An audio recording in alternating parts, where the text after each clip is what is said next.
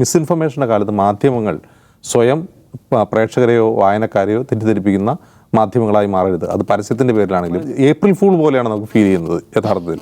അതായത് അവർ ചെയ്യുന്ന തൊഴിലിൻ്റെ അല്ലെങ്കിൽ അവരുടെ ബിസിനസ്സിൻ്റെ ഗൗരവം ചോർത്തിക്കളയുന്ന ഒന്നായി ഇത് മാറി. ഇനി എത്ര പണം നൽകിയാലും നിങ്ങൾ പണം നൽകും, ഞങ്ങൾ ഫ്രണ്ട് പേജിൽ പരസ്യം കൊടുക്കാമെന്ന് ജെയിൻ ഡീംഡ് യൂണിവേഴ്സിറ്റിയുടെ ഇവർക്ക് പറയാം. പക്ഷേ ഈ കാണിക്കുന്നത് എന്താണ്? അവർ ചെയ്യുന്ന കരിയറിനെ, അവരുടെ തൊഴിലിനെ തന്നെ അപഹസിക്കുന്ന ഒന്നായി മാറിയെന്നാണ് വ്യക്തിപരമായ എൻ്റെ അഭിപ്രായം. ഇത് തെറ്റിദ്ധരിക്കപ്പെട്ട ജേർണലിസ്റ്റുകൾ കൂടി ഉണ്ട് എന്നുള്ളത് നമ്മൾ ചെയ്യുന്ന ഈ തൊഴിലിനെ കുറിച്ചുള്ള നമ്മുടെ ആശങ്ക വർദ്ധിപ്പിക്കുക കൂടി ചെയ്യുകയാണ്. ഞാൻ ആദ്യം കാണുന്നത് ഈ പത്രങ്ങളിൽ ഇങ്ങനെ അഡ്വർട്ടോറിയൽ എന്നോ അല്ലെങ്കിൽ മാർക്കറ്റിംഗ് ഫീച്ചർ എന്ന രീതിയിൽ ആദ്യ പേജ് പ്രസിദ്ധീകരിച്ചതിനെ കുറിച്ചുള്ള ഫേസ്ബുക്ക് പോസ്റ്റുകളാണ് ഞാൻ കണ്ടത്. എന്നിട്ടാണ് ഞാൻ പത്രം എടുത്ത് നോക്കിയത്. അപ്പോൾ ഞാൻ പത്രം എടുത്ത് നോക്കുമ്പോൾ ഞാനൊരു വായനക്കാരൻ എന്ന നിലയിൽ ഇത് തെറ്റിദ്ധരിക്കാൻ സാധ്യതയുണ്ടോ എന്നാണ് ഞാൻ ആദ്യം പരിശോധിച്ചത്. അങ്ങനെ നോക്കുമ്പോൾ ഇപ്പോൾ ഒരു വായനക്കാരൻ എന്ന നിലയിൽ ഞാൻ ചിലപ്പോൾ തെറ്റിദ്ധരിച്ചു പോയേക്കാം. ഒരു ജേർണലിസ്റ്റ് എന്ന നിലയിൽ ഞാൻ തെറ്റിദ്ധരിക്കപ്പെട്ടില്ല. കാരണം നമ്മൾ സ്ഥിരമായി വായിക്കുന്ന പത്രത്തിൻ്റെ ഫോണ്ടൊക്കെ വ്യത്യാസം ഉണ്ടായിരുന്നു. ഇപ്പോൾ അതിൻ്റെ വിന്യാസം സാധാരണ ആ പത്രങ്ങൾ ചെയ്യുന്ന പേജ് വിന്യാസമല്ല, ചെറിയ മാറ്റങ്ങളോടെയാണ് ആ വിന്യാസം ഉണ്ടായിരുന്നത്. പക്ഷേ ഇപ്പോൾ ദിവ്യ പറഞ്ഞല്ലോ, ഒരു ടെലിവിഷൻ ആങ്കർ പോലും തെറ്റിദ്ധരിച്ചു പോയി ആ വാർത്തയിലെങ്കിൽ സാധാരണക്കാരായ പത്രവായനക്കാർ എത്രമാത്രം തെറ്റിദ്ധരിക്കപ്പെട്ടു കാണും എന്നുള്ളതാണ് ഏറ്റവും പ്രധാനപ്പെട്ട കാര്യം. നാട്ടിലില്ലാത്ത എൻ്റെ ഒരു സുഹൃത്തിൻ്റെ അച്ഛനും അമ്മയും ഒറ്റയ്ക്കാണ് താമസിക്കുന്നത്. സുഹൃത്തിൻ്റെ അമ്മ പരിഭ്രാന്തിയായി സുഹൃത്തിനെ വിളിക്കുകയാണെന്ന്. ടൈം സോൺ മാറ്റം ആയതുകൊണ്ട് അവരെ കിടന്നുറങ്ങുമായിരിക്കും. ഇനി നമ്മൾ എന്ത് ചെയ്യും? എനിക്ക് സ്മാർട്ട് ഫോൺ ഉണ്ട്, അച്ഛന് സ്മാർട്ട് ഫോൺ ഇല്ല, എങ്ങനെ PDF പോവും? ഫെബ്രുവരിയിൽ എങ്ങനെ PDF പോവും? ഒരു ഫോൺ അയച്ചു തരേണ്ടി വരും. ഇങ്ങനെയൊക്കെ അതുണ്ടാക്കുന്ന അങ്കലാപ്പ് ചെറുതല്ല.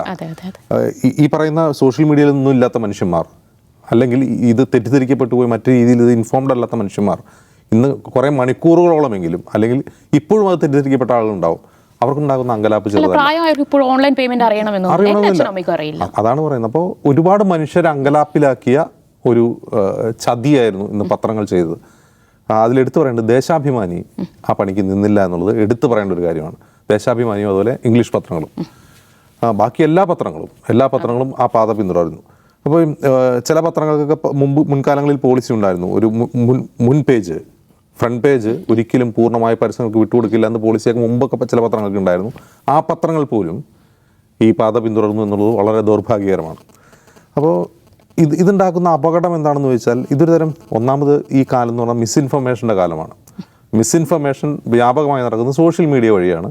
ഈ സോഷ്യൽ മീഡിയ വഴിയും മിസ്ഇൻഫർമേഷന് വിധേയരാകാത്ത ആളുകളെ മിസ്ഇൻഫോം ചെയ്യാൻ പത്രങ്ങൾ ശ്രമിക്കുകയാണ്. അതായത് നമുക്കറിയാം, പ്രിന്റ് മീഡിയ എന്ന് പറയുന്നത് ഒരു ഡിക്ലൈൻ സ്റ്റേജിലാണ്. ലോകത്ത് ഒട്ടുമിക്ക പത്ര വ്യവസായങ്ങൾ ഒന്നുകിൽ പൂട്ടിക്കെട്ടൽ അല്ലെങ്കിൽ ഡിജിറ്റലൈസേഷനിലൂടെ പിടിച്ചു നിൽക്കാനും ശ്രമിച്ചുകൊണ്ടിരിക്കുന്ന ഒരു കാലമാണ്. ആ കാലത്തും പത്രം വായിക്കുന്ന മനുഷ്യരോട് ഈ ചതി ചെയ്യാൻ പാടില്ല. ഒന്ന്. രണ്ട്, ഈ മിസ്ഇൻഫർമേഷൻ്റെ കാലത്ത് മാധ്യമങ്ങൾ സ്വയം പ്രേക്ഷകരെയോ വായനക്കാരെയോ തെറ്റിദ്ധരിപ്പിക്കുന്ന മാധ്യമങ്ങളായി മാറരുത്. അത് പരസ്യത്തിൻ്റെ പേരിലാണെങ്കിലും ഇതൊക്കെ നമുക്ക് കാണാൻ ഏപ്രിൽ ഫൂൾ പോലെയാണ് നമുക്ക് ഫീൽ ചെയ്യുന്നത് യഥാർത്ഥത്തിൽ. അതായത് അവർ ചെയ്യുന്ന തൊഴിലിൻ്റെ അല്ലെങ്കിൽ അവരുടെ ബിസിനസ്സിൻ്റെ ഗൗരവം ചോർത്തിക്കളയുന്ന ഒന്നായി ഇത് മാറി.